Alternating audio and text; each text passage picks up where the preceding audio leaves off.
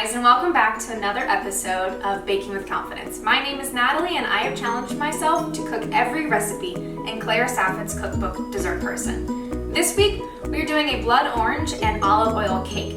You can do them together or separate. She says that this is an all-around easy cake to make. You can add any type of fruit to the top if you want, or if you just want the cake, it is good on its own.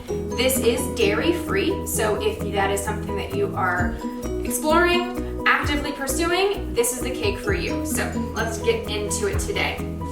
I'm hoping that with this week, I'm getting yet again one step closer to baking with confidence. This honestly looks like one of the easier recipes in this section of Claire's cookbook.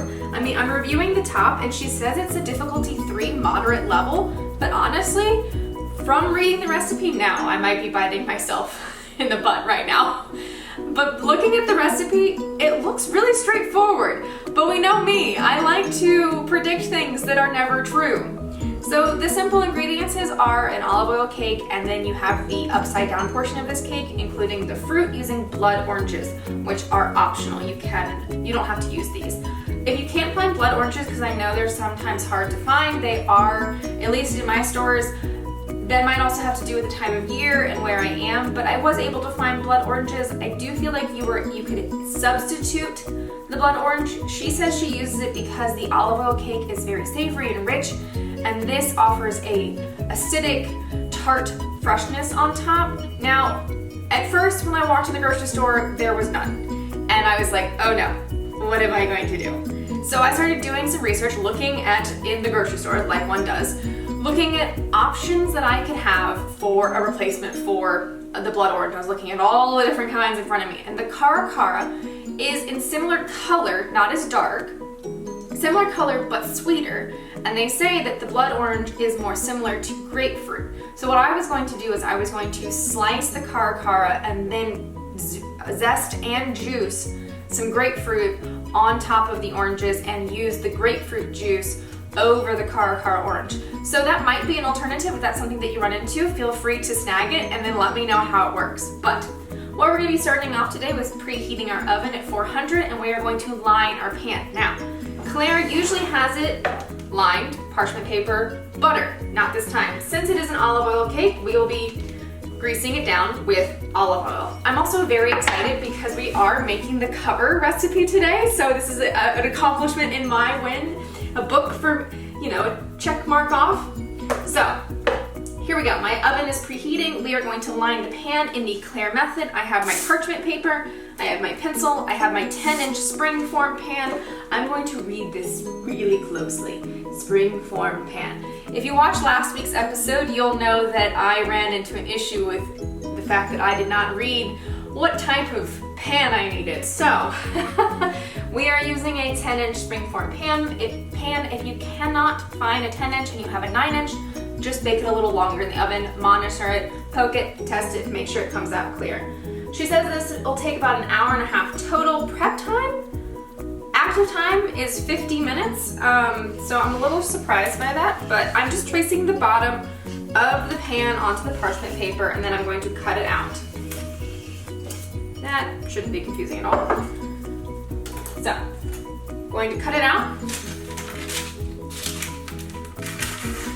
Now, I've never been one for upside down cakes, but maybe that's because all of the upside down cakes in my life were pineapples with like nuts and things. And I like pineapples, they're nice and fresh and tart and delicious, but not on a cake. And I don't like nuts really, so that wasn't appealing. And sometimes they would put cherries in the middle of the pineapple rings. I don't like cherries. You're like, what do you like? A lot of things, but apparently none of those. But as life has progressed, my taste buds have developed and I've become, an adult. And I started to like more things that I probably should have liked from the beginning. And one of those things is citrus desserts. Now that might have something to do with my husband. That is one of his favorite types of dessert, is citrus flavors, particularly lemon. So I'm actually really looking forward to this, and I think it's going to be quite delicious. I also would like to play around with the olive oil cake and see other things that you can do with it. She suggests a yogurt dipping sauce or drizzle to put on top, which is optional. And I'd like to maybe experiment that with like maybe a mascarpone frosting, something more tangy to go with the olive oil. Maybe even like a fig or a sweet balsamic glaze. I don't know, I feel like there's a lot of things we could do here. Maybe some honey. I'm getting excited. Let's rein it back in and get our pan ready. So I have my olive oil and I have a brush. If you don't have a brush, like I said, paintbrush can always help too. Make sure you cleaned it last time. So I'm going to just coat my pan in olive oil, sides, bottom, top. I like to go higher up on the sides because I'm always paranoid that I'm gonna have an insane rise and overflow and bake into the oven. But I would hate, and this has happened to me, that I did not grease up high enough on the sides and my cake or bread had a higher height to it than I was expecting, and then it got caught all along that edge, and it was such a difficult challenge to get it out of the pan afterwards because it was stuck at the top but not at the bottom. So I'm going to brush it down with some olive oil, and then I'm going to put my cut parchment paper on the bottom. So here we go. That looks good. This also smells heavenly. I don't know about you guys, but I like the smell of olive oil. I think it is a delicious smell. It also kind of makes me hungry. So in it goes. And then you need to pat it down so there's no air bubbles. Try your best, obviously. No one's perfect, and there might be a few air bubbles in there, but try to work them out. One of the things that I've noticed that when I do not cut my circle just perfectly, I get a little bit of edge. I use my fingernail and I just kind of crease it with my hand down like this along the sides of the bottom of the pan, and it kind of forms a tight crease because I don't want that to be ruining or bubbling up or puckering or folding under my batter when I'm pouring it in. So here is my pan all smoothed out. I am then going to again layer it with some olive oil on top, and then I'm going to set this aside. So here we go, all the way to the edge. All right, this can sit here. Next step is to prep our orange slices. So I have a few more than I probably need. I grabbed 5, she said probably 4, but I have my oranges here. I have my bowl. I'm running out of room. Story of my life.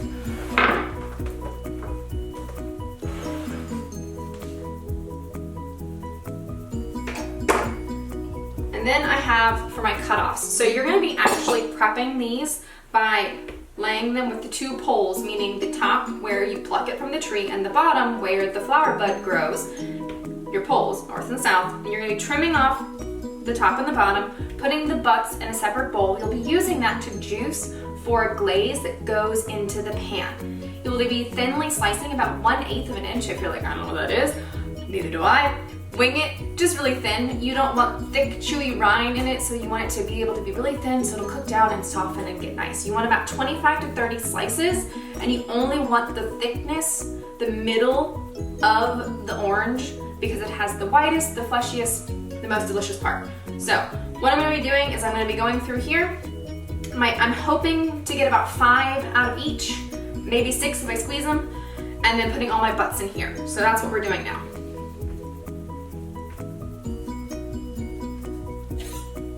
So like I said, you're going to be taking the orange, pole side, you're going to be chopping off the top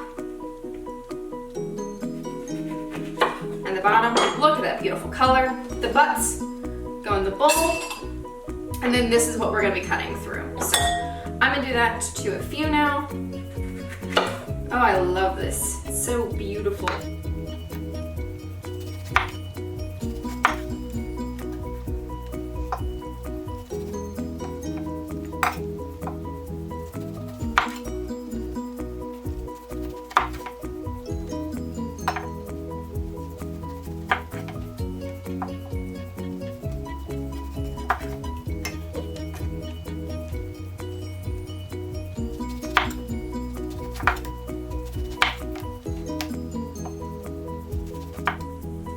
So here we are after slicing up all my blood oranges. I did in fact need a 6th blood orange while slicing. And now I've arranged them all out here for you to see, to show you that yes, I consider myself a professional at-home chef. By no means am I a professional. So I have my butts here, easy peasy, lemon squeezy. Then I have this section of I got to a point in the orange where I could not keep cutting it before I chop off the tip of my finger. This one is incomplete slices or imperfect slices. These are slices that are what I think are too thick, but I will probably still have to use because I do not have enough skinny slices over here to actually layer onto the cake. So, step 1, I need 2 tablespoons of the blood orange juice to make my glaze for the inside of the pan. So that's what we're gonna do first before anything else. Because once we glaze the inside of the pan, including the walls and the bottom, we're gonna be arranging our blood orange slices in an overlapping pattern, just like so. So you just to refresh you. So just like that, we're gonna be overlapping them on the bottom. Once we've done that, we're gonna start mixing together our dry ingredients. So let's get into this first. I'm gonna put those there. I have my 1 tablespoon measurement. I'm gonna double check myself. 2 tablespoons of juice. Now, clearly, I'm going to have plenty of leftovers of blood oranges, so I'm like, what am I gonna do with all of this? So I've had a few ideas, and the first one is a cocktail, so I'm definitely gonna be making a cocktail with it. The other ones have yet to come to me yet. Maybe I'll dry them out and put them in tea. I don't know. If you have an idea, let me know. So let's get into this. 2 tablespoons. I'm gonna be picky and pick the dark ones because I think they're the prettiest. And I'm gonna squeeze them carefully. If you have light counters or light anything, this will stain. So, carefully squeezing it. Now, I'm gonna flip it over so I can squeeze it the other way to get the rest of the juice. That's about halfway, so I'm thinking I'm gonna need 4 of these total. Maybe not, maybe 5. To get the 2 tablespoons.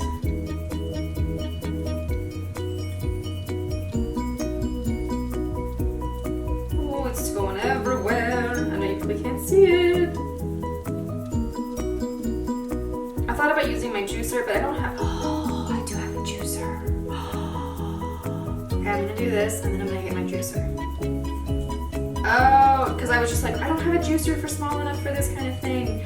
We have a giant one for like large cocktail mixes, but if I'm correct, we bought one recently for this purpose. All right, 1 tablespoon in. Aha, I do. I've never used this before, so I'm gonna go this here.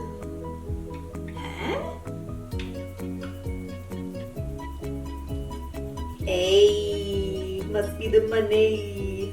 That didn't give me a lot. Had to do this one hand. I am a talented woman. Alright, here we go. We're rocking and rolling.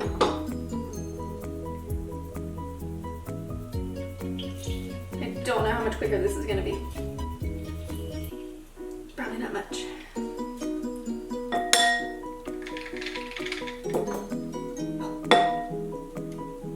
That was almost on the floor. Almost a little dog snack, little dog treat. Not gonna give that to my dog. You know, it'd probably be really smart. I could just use one of these like big boys that I'm not gonna be able to use because I couldn't cut them. Claire, I think you just found a flaw in the recipe. Your first flaw. You probably didn't have any extra chunks like I did, but we'll just pretend like I'm right for once. Okay, feel. Oh, yes. Yeah, it looks a little murdery.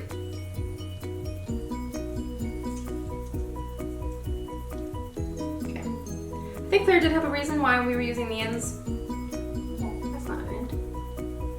There's an end. Last one, we're almost there. I think this will put us at 2 tablespoons. Woo! That was more of an adventure than I expected it to be. So So with the 2 tablespoons of sugar, I'm going to then add a 1/3 of a cup of sugar and whisk until it is completely combined. I'm also going to reach over and rinse off my hand. Nothing is worse than a sticky hand while you're in the kitchen working with dry goods. You stick to everything, everything becomes sticky. It is a nightmare. All right, so I have my 1/3 sugar and my whisk. I'm going to pour it directly into this bowl and then whisk until it is completely dissolved.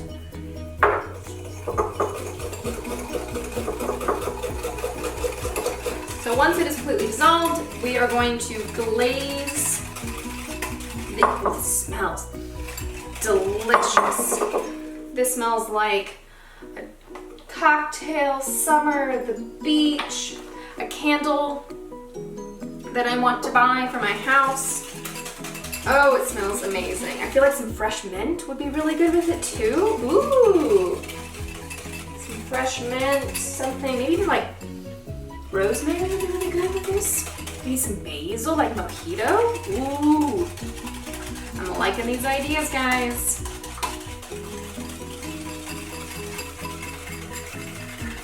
So once it's whisked smooth, you're going to pour the slurry into the bottom of the pan, tilt it in all the directions until it spreads across the parchment. So that looks smooth to me. All right, I'm going to dump that there. All of it goes into the pan. And with Claire's instructions, I'm going to tilt it until it reaches the edges.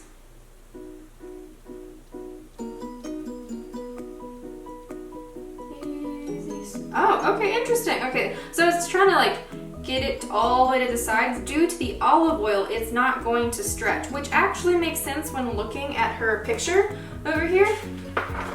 Neither does hers, so that's really interesting. All right, so at this point, I'm gonna be arranging my orange slices, and you know me, if you watched my video last week where I arranged my mango slices, I'm a bit nitpicky with that. So here we go, we're gonna arrange the orange slices and come back together to mix together our dry ingredients. I'm really looking forward to trying this cake.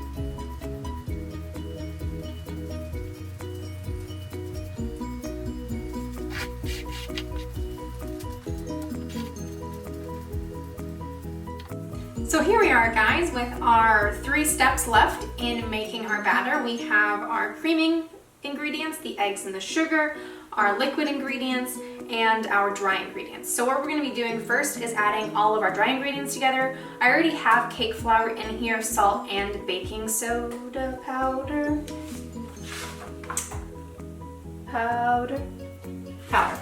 So I already have this in here, but we're adding a little bit more of the cake flour, which if you've never used cake flour, and early on when I started doing my cooking adventures, I was like, cake flour doesn't matter, you don't need it. It really does change the texture of your cakes. It's a lighter flour, it makes it fluffier, it just makes it all around a better cake. So I highly recommend, if the recipe calls for cake flour, use cake flour. If you are using cake flour in substitute for all-purpose flour, do your research, understand the equations there and how that works together. Now, the other half of this recipe is something that you might not have ever used before. It's semolina flour. Now, if you've never heard of it, that's fine. It may be hard to find outside of your local grocery store. I actually have to go to a specialty store that has much more locally harder to source ingredients.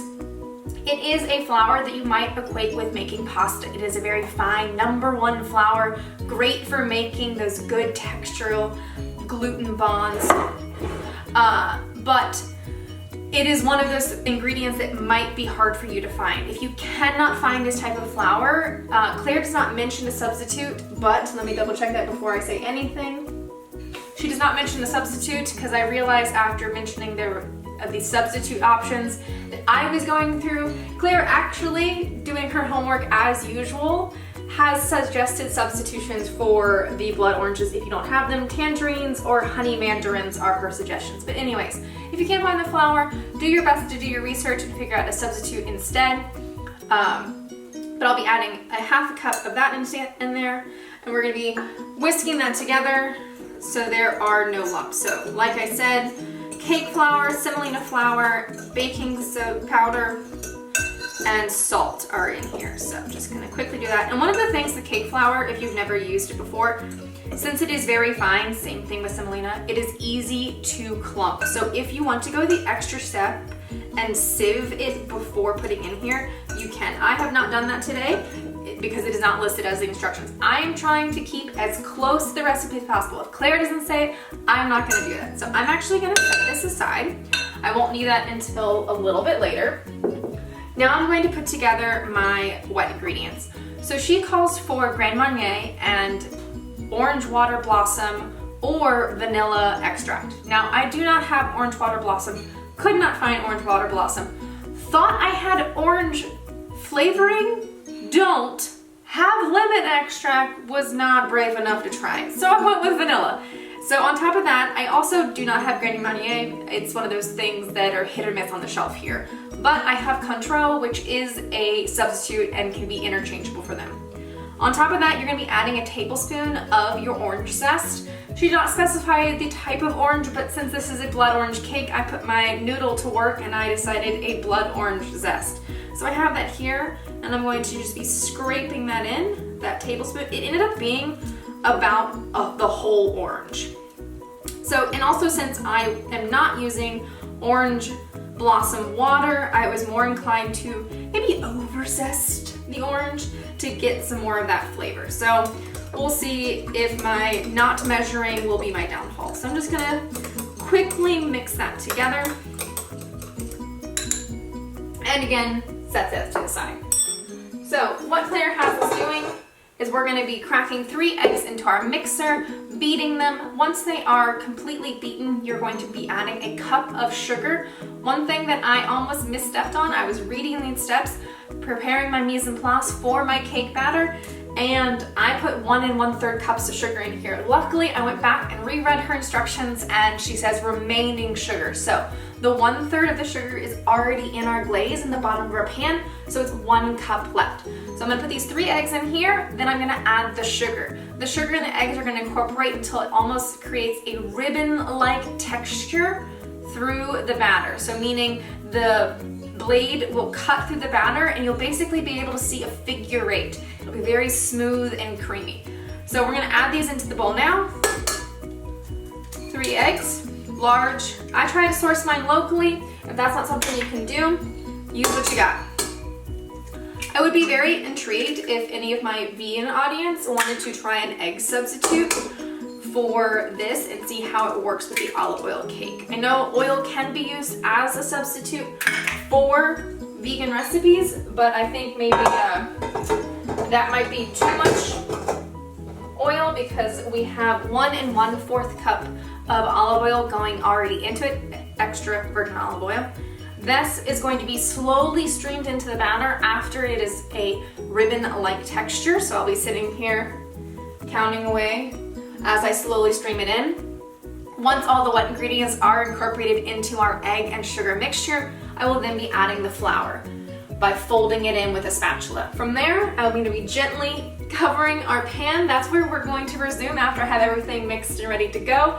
We're gonna come back and I'm gonna have my batter, my pan, and ready to put in the oven. So I'm really excited that we're getting a little bit closer to this. So here we are, guys. We have our batter. I've streamed in the olive oil, I've beat the eggs, and it has this beautiful texture to it. I'm gonna try to show you that ribbon-like look. I've never made an olive oil cake, but my husband was telling me about how his grandmother used to make them all the time growing up, and they're one of his favorite cakes, so that makes me even more excited because I've had her baking and he's saying something about that. So I'm going to be adding the dry and wet ingredients into 3 parts dry, 2 parts wet. So I'm going to be, again, just one quick fluff through here, and I'm going to add this into 3 sections. So I'm gonna add a little bit of this. I always feel like I measured this wrong. It always ends up more like 2 sections and then a smidge. So add that, and then you're gonna be folding it. So what I do is I start from the 12 o'clock. I scrape along the bottom of the bowl, lifting up as I come up to the 6, and then I flip it over. And then what I do is I rotate the bowl, start back at the 12 o'clock, skim down all the way to the bottom of the bowl, rotating to the 3, facing my spatula up until I get to the 6, and then flipping it over. That is how I fold my batter. So here we go. All the way to the bottom, and then flip. And then I just keep doing that until I see all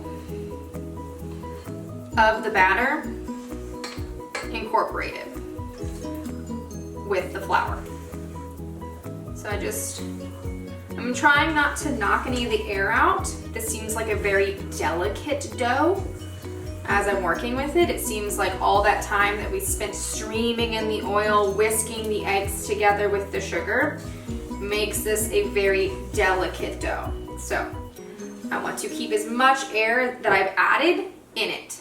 All right, now I'm going to be adding, I'm kind of swoosh, swoosh, swoosh, swoosh, swoosh, half of my liquid in. That was a little more than half. Oh, that was not so good. Well, here goes up. I'm going to be folding in my liquids as well.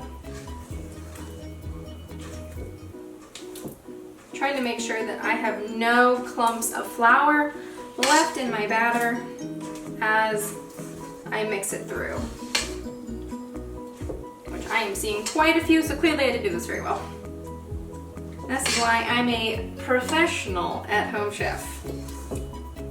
Alright, next part, flour. Ooh. That feels good. Again, folding it in, trying not to lose any of that air.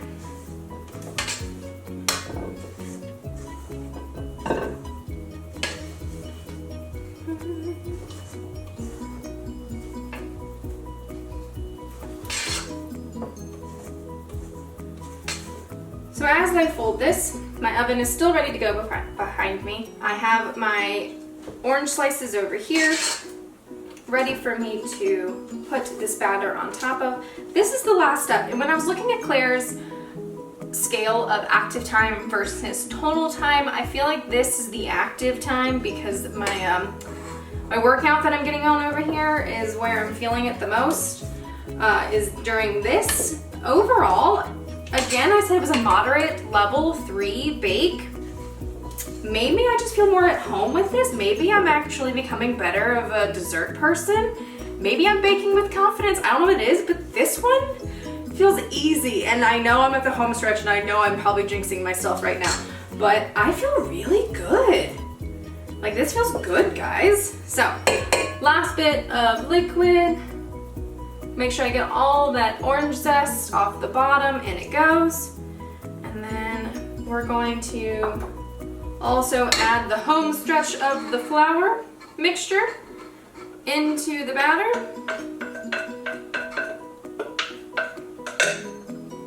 Once I've incorporated this last bit, we can add it to our pan.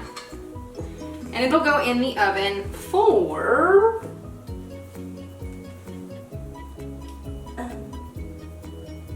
this is a great question. 35 to 40 minutes, and I'm so glad I just double checked all this because I currently have my oven sitting at a nice roasty toasty temperature of 400 degrees. She says as soon as you put it in the oven, you immediately turn it down to 350. So That is an important thing to note. Okay, so my chip ran out of memory and it cut me off right before I was pouring the batter in. Most of the batter is already there and on the back of my spoon. So I'm going to scoop the rest of it into the pan, and then I'm gonna pop this into the oven for 35 minutes, reducing the temperature at 350. So let's get the rest of this in.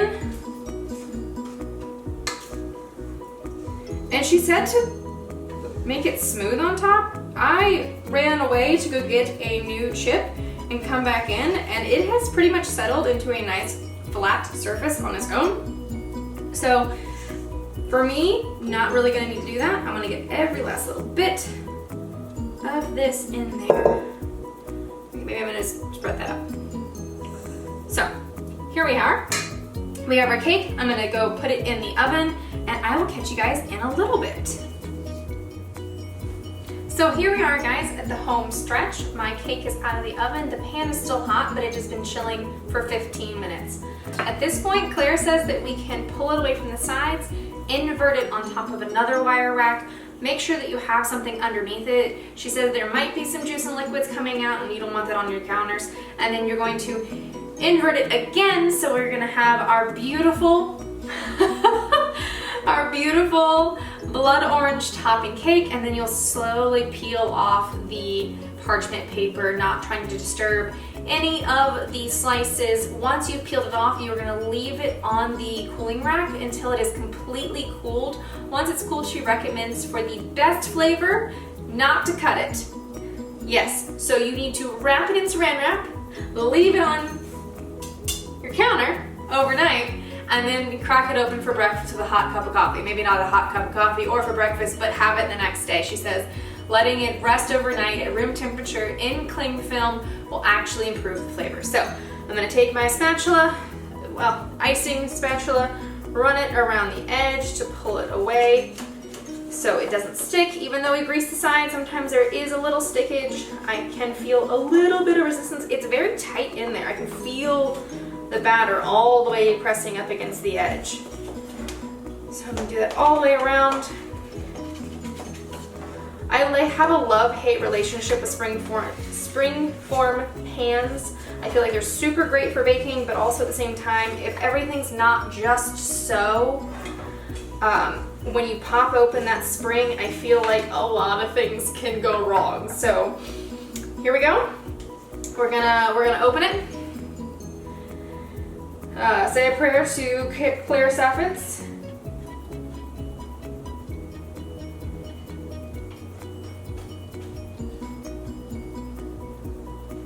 Okay, not too much stickage. Pretty good there. So now we are going to invert it, meaning I'm going to think about how I do this, because since it's a spring form, I feel so smart now. Since it's a spring form, I can actually touch the bottom of this pan without having to do the flip, flip, flip. Here with my multiple wire racks, I can just flip and be done. So let's, or I could just flip it. Oh, look at me. Me was thinking ahead of me before me even realized it. So if it's too hot, I can literally, ooh, that's gooey. I can literally just pick it up. I always do the 2-thumb method, starting with the, nope. Usually, if I'm confident, I do the 2-thumb method, but I'm not confident. I don't think I've actually ever baked a upside down cake. Watch me trying to talk while I'm panicking. Here we go. All right, it is down. It is down. No juice is leaking yet. Ooh. All right, I'm just leave it. Just gonna leave it. Here we go. Moment of truth. I don't feel any more just but I feel heat. All right, now time for the reveal. I can peel it. Careful. Oh my goodness. Well, that looks positively delicious, guys. I mean, Not quite like the cover. Hers definitely has a lot more caramelizing on it. Maybe it's the lighting, probably a way better photographer, way better chef, but I really like it. It's beautiful. It's a lovely shade of pink. So I'm gonna let this chill until it's completely room temp before wrapping up and storing overnight. I cannot wait to dig into this tomorrow morning. I really feel like I am getting one step closer to being a dessert person. I am baking with more confidence. This was an easy recipe. So thanks guys for tagging along with me on this one. I'm looking forward to this next recipe in Claire's book to see what it happens. Catch you guys later on Baking with Confidence.